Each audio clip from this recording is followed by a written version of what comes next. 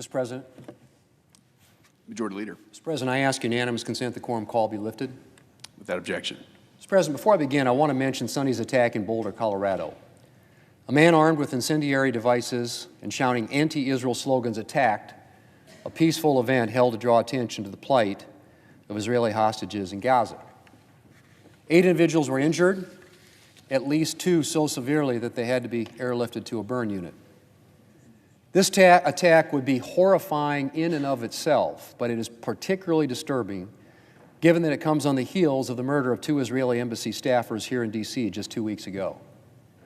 It goes without saying that there is no place for this kind of violence in our society, and we must forcefully condemn anti-Semitism and do everything we can to stand with and protect our Jewish neighbors. My prayers are with all those injured, with their families, and with the Jewish community in Boulder and across the country. Mr. President, we're kicking off the June work period today. It's going to be a busy month. We have a lot to get done. First, we'll continue to focus on confirming the President's nominees. The President needs to have his team in place so that he can do the job he was elected to do, and we're going to continue to deliver. It's disappointing that Democrats have chosen to slow down this process by gumming up the works on even non-controversial nominations.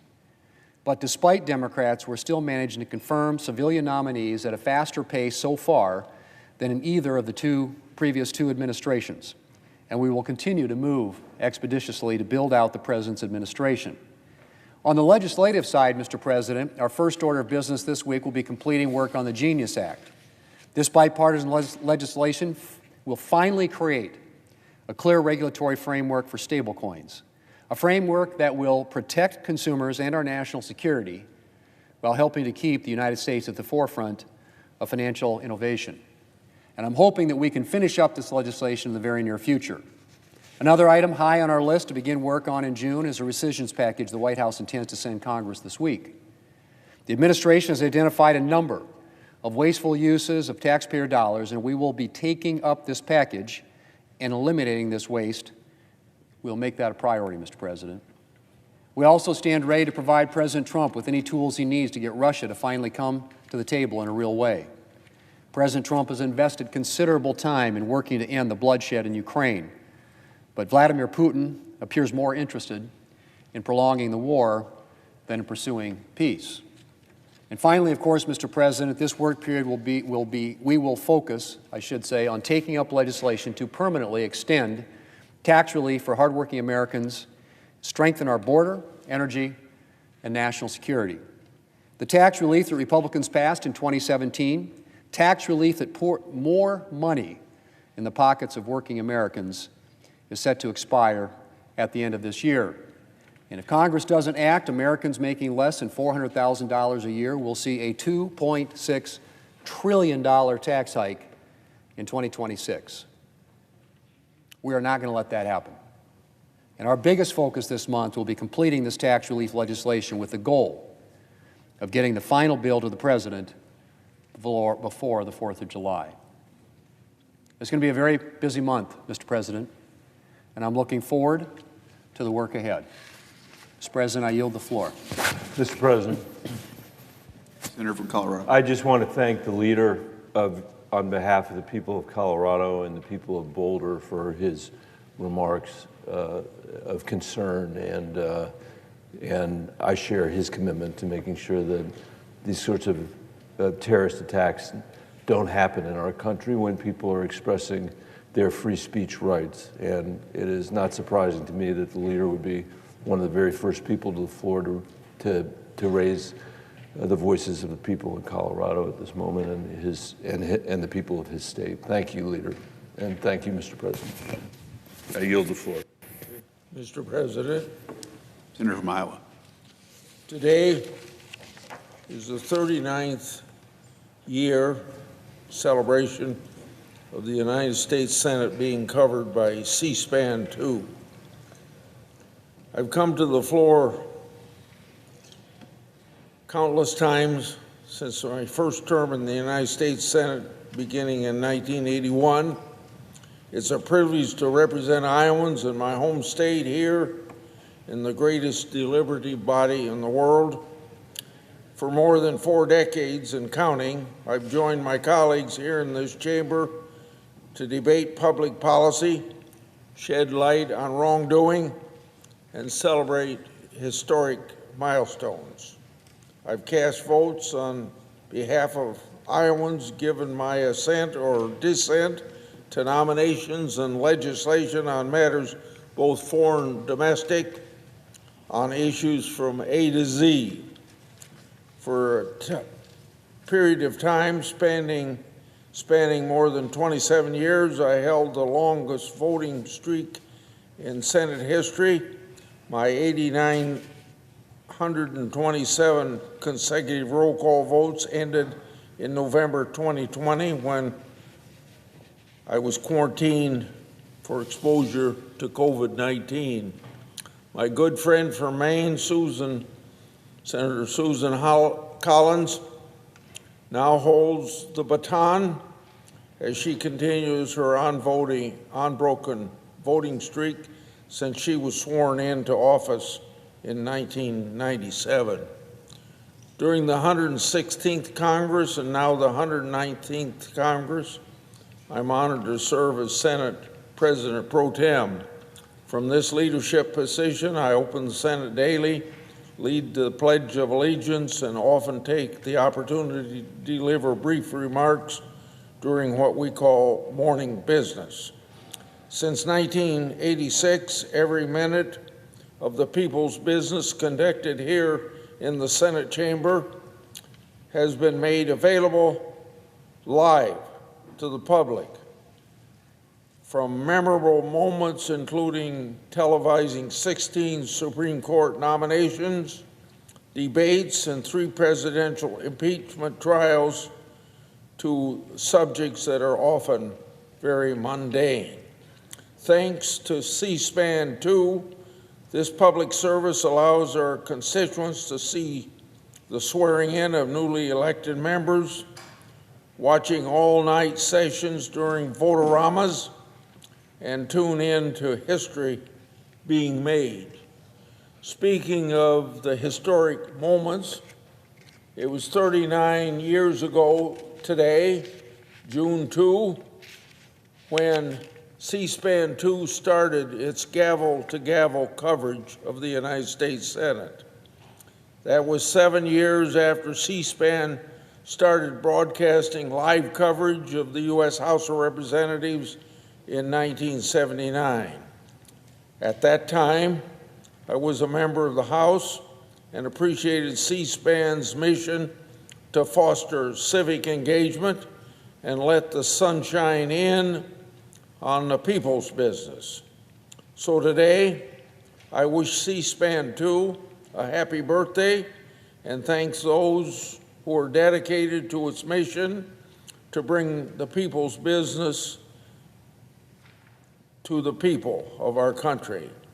C-SPAN does not receive 1 penny of taxpayer dollars, is funded primarily from satellite and cable providers.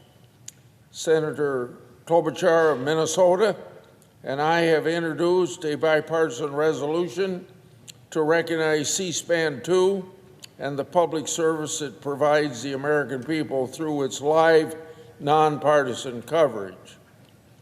Our resolution calls for television providers, including streaming services, to make C-SPAN public affairs program available to all Americans in real time on all platforms. For tens of millions of Americans who have cut the cord and get their content from streaming services, they should not be cut off from the civic content made available by C-SPAN. C-SPAN gives our constituents a front row seat to the legislative branch, providing unfiltered access to debates and deliberations that impact their lives and their livelihoods. C-SPAN 2 has recorded more than 43,830 hours of Senate sessions that spanned the spectrum of political views, policy debates, and personal testimony, including more than 169,000 speeches. It has documented more than 23,439 roll call votes, providing a live testimonial of Senate decision-making. Its coverage helps hold elected officials accountable to our constituents who are able to see every roll call vote as it actually happens. And it just so happens on C-SPAN's inaugural day, on June 2nd, 1986, I took my turn as presiding officer during the Senate session. I also delivered remarks to introduce a bill on human rights and free speech, issues that involved protesters outside of the then Soviet embassy here in Washington, D.C. Thanks to C-SPAN, Americans can watch history unfold before their very eyes. As an advocate for civil engagement and transparency, I applaud C-SPAN's commitment to chronicling democracy in action here in the Congress. In fact, for more than 20 years, I've pushed to allow cameras into the federal courthouses, including the Supreme Court, to foster a better understanding of the federal judiciary and its role in our system of checks and balances and in resolving legal disputes. Keeping C-SPAN cameras rolling here in Congress keeps lawmakers accountable to our constituents by providing a valuable conduit for civic engagement and civic education. As James Madison wrote in 1822, after he had been president 10 years before, no, I better say 6 years before, some 35 years after he helped write the Constitution, he had this to say, quote, "A popular government without popular information or the means of acquiring it is but a prologue to a farce or tragedy, or perhaps both. Knowledge will forever govern ignorance, and people who mean to be their own governors must arm themselves with the power which knowledge gives." End of Madison's quote.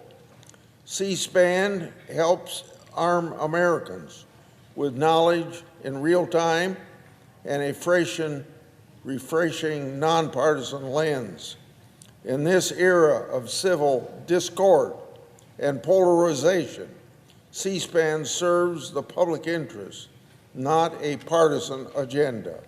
I encourage my colleagues to support our bipartisan resolution that Senator Klobuchar and I have introduced. And I'll finish with another James Madison, as he noted, "An engaged and educated citizenry is necessary to advance the public good and secure the longevity of our republic."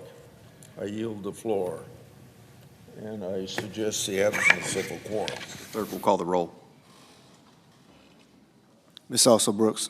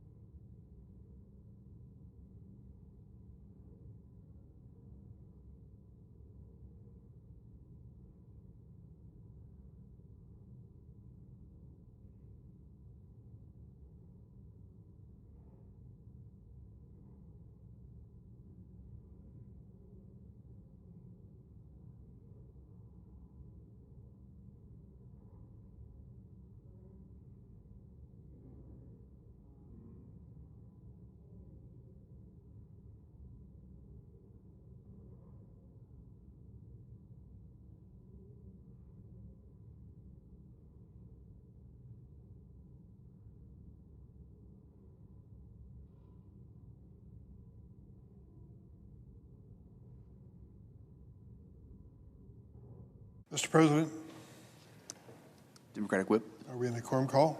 We are. I ask consent that it be suspended. Without objection.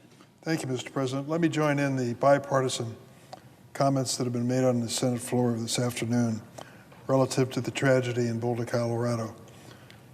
The point is obvious. The use of force and violence is never, underline never, appropriate in a political context and exchange of ideas. As I understand it, there were people who were peacefully demonstrating on behalf of the hostages being held by the Hamas terrorists in the Middle East, and they were attacked, brutally attacked, by a person who was shouting slogans about his political views.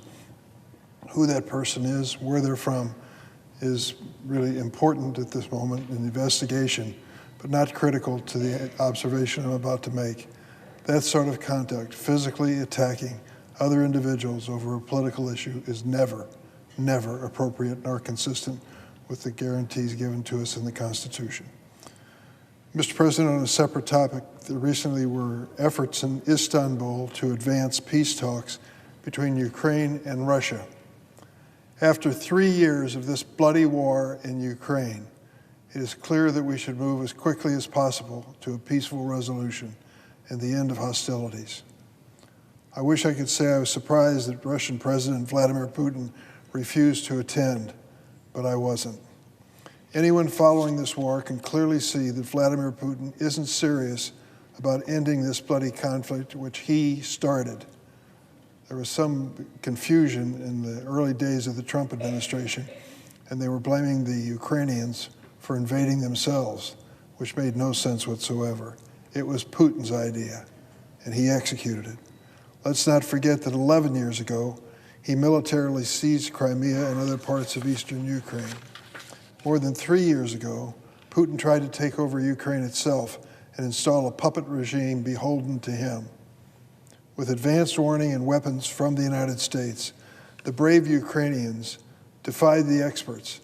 They said the Ukrainians couldn't last 2 weeks defending their country against the second largest military in the world. The experts were wrong. Those Ukrainians have protected their independence from their brutality, but at great cost in lives, destruction, and territory. The costs have been staggering. Thousands of individuals have lost their lives because of this Russian invasion.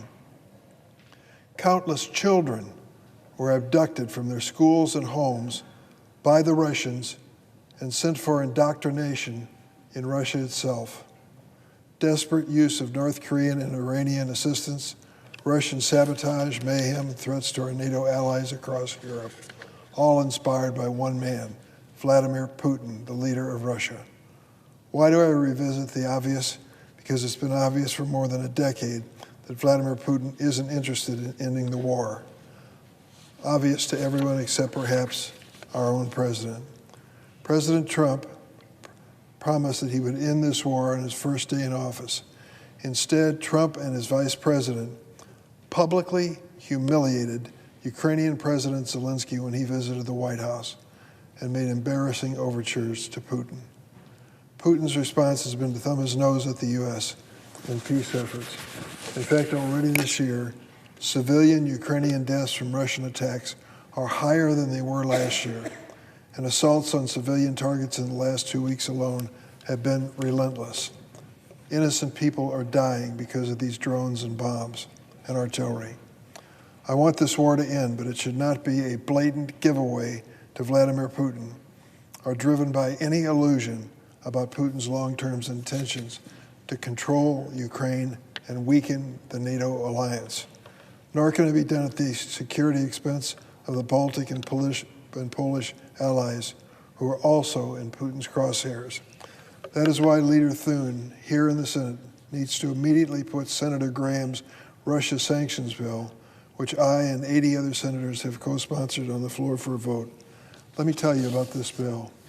Senator Graham's Russian sanctions bill, where I was an early co-sponsor, now has 80 total co-sponsors, maybe more now. 80 co-sponsors, Democrats and Republicans. This bill would impose primary and secondary sanctions on those supporting Russia's war in Ukraine if Putin refuses to engage in good faith peace negotiations. or initiates another effort, including military invasion, that undermines the sovereignty of Ukraine after any such peace is negotiated. This bipartisan legislation imposes a 500% tariff on imported goods from countries that buy Russian oil, gas, uranium, and other products. Fortunately, many European countries have already ceased their dependence on Russia for gas and oil.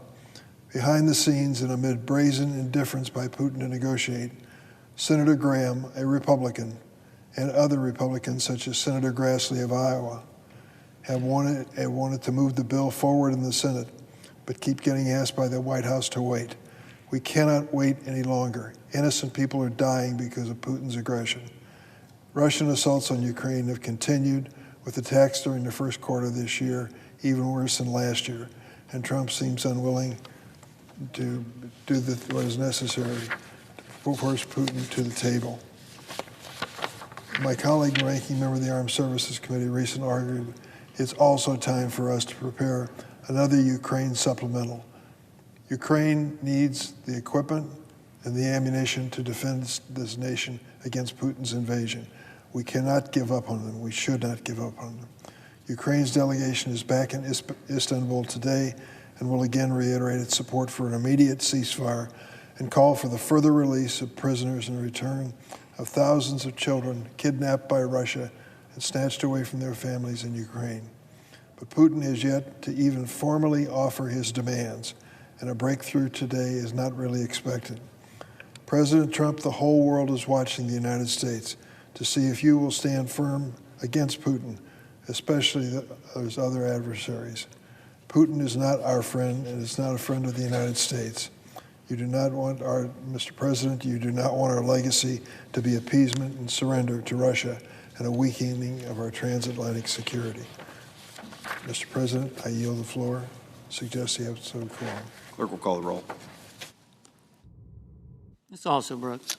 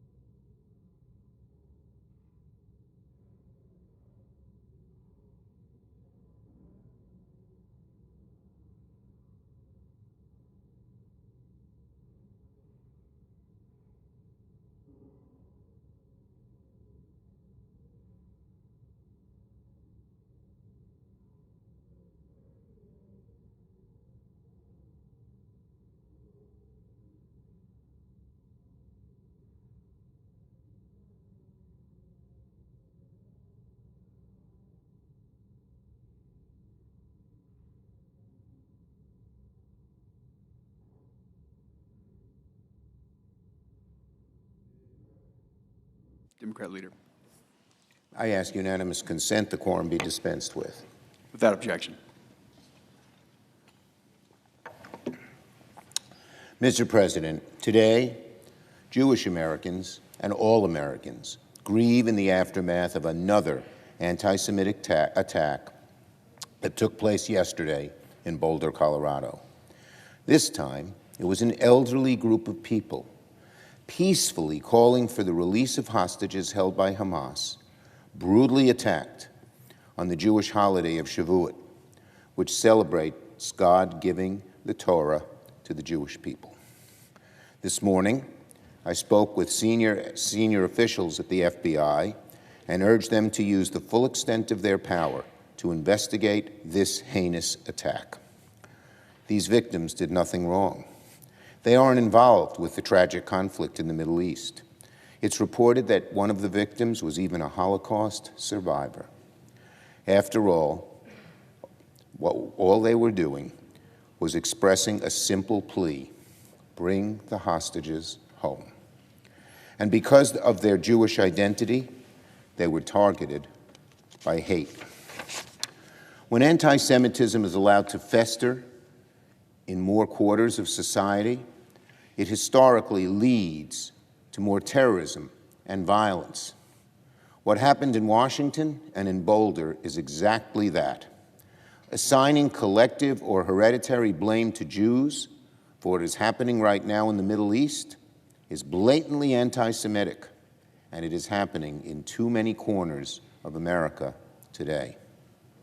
Our prayers are with the victims of the attack and their families, and we thank the first responders who apprehended the suspect before things got even worse. Now on Iran and the recent news there. White House envoy Steve Witkoff and Secretary of State Marco Rubio have said publicly that the U.S. will not allow Iran to enrich uranium and will demand full dismantlement of Iran's nuclear facilities. But earlier today, Axios reported that there's a proposed side deal in the works between the Trump administration and Iran that will give them far more flexibility of their nuclear ambitions. This report, if true, is terribly troubling. What is in this so-called side deal?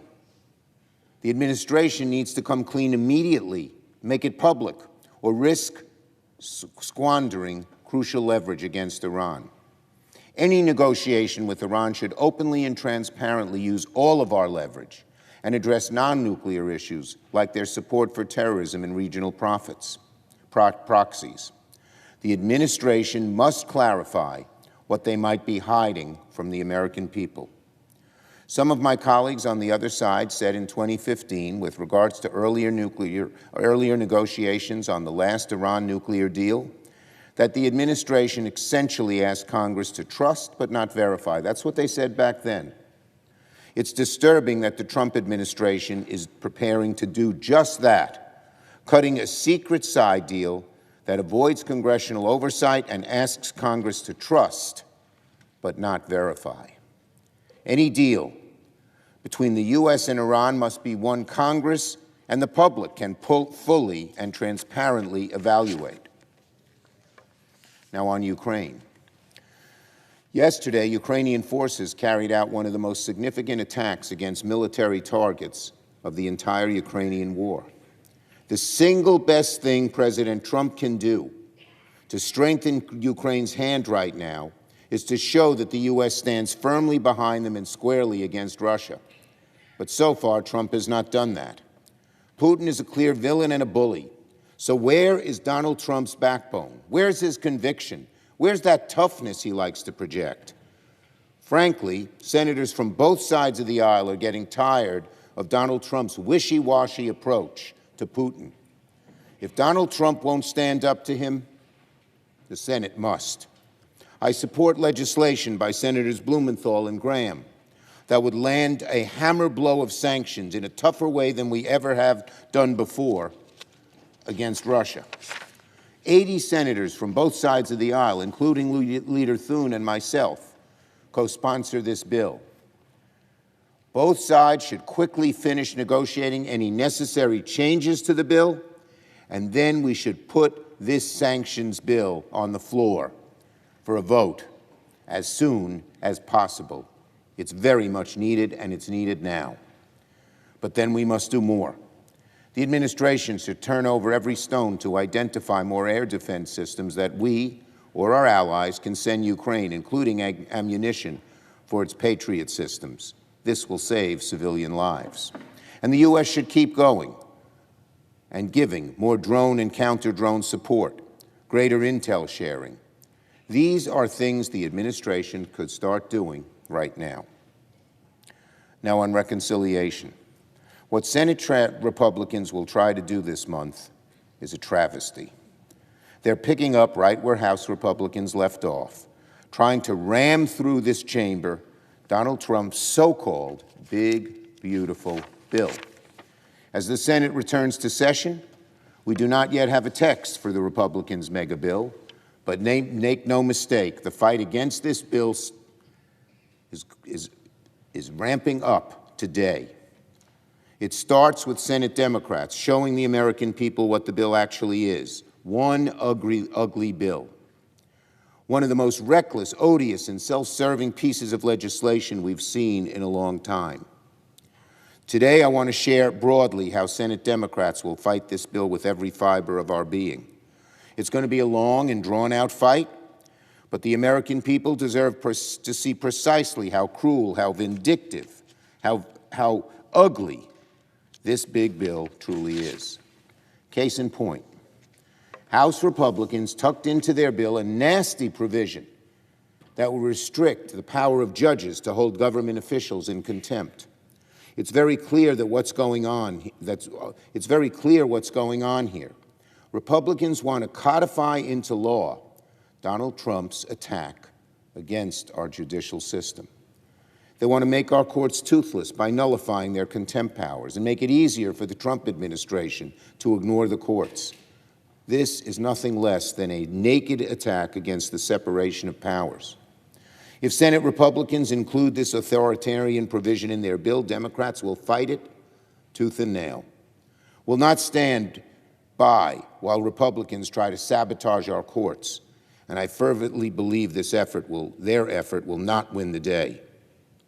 Now, yesterday I also spoke with Leader Jeffries about how both chambers can work together to fight back against this bill. This Wednesday, Senator Klobuchar and I have also invited House Democratic ranking members to meet with our caucus and share firsthand insight from their fight in the House, including key Republican fault lines. In all likelihood, this bill will continue to undergo changes and get sent back to the House. For that reason, Democratic unity will be our strongest weapon as we defend the American people from harms contained in the bill. Our fight in the coming weeks, of course, is not just procedural. It's going to happen on every front, in committees, in public hearings, in the birdbath, online, in public, and here on this floor. The Republican plan is very simple. Sell out working and middle-class Americans to line the pockets of the ultra wealthy and well-connected. And let's talk about the deficit. For years, Republicans screamed about fiscal responsibility. But now, Republicans are backing a bill that could add over $50 trillion to the national debt over 30 years. Even Elon Musk said this bill is a bad idea. That should tell you something. And most cravenly of all, Republicans are cooking the books so they can pretend their tax breaks won't impact the debt. Republicans are planning to use the Budget Chair's Section 312 authority under the Congressional Budget Act in an unprecedented and illegitimate manner to run roughshod over the Byrd Rule. The bottom line is this: Republicans' one ugly bill is a farce. It's betraying our values, it's a threat to working families, and it's a giveaway to the very few at the expense of the many. Senate Democrats will fight this bill in committee, on the floor, and in the court of public opinion every step, every day, and every possible way.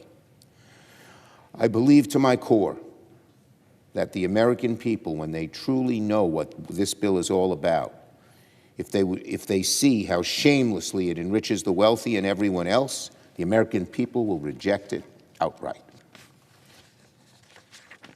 I yield the floor. Note the absence of a quorum.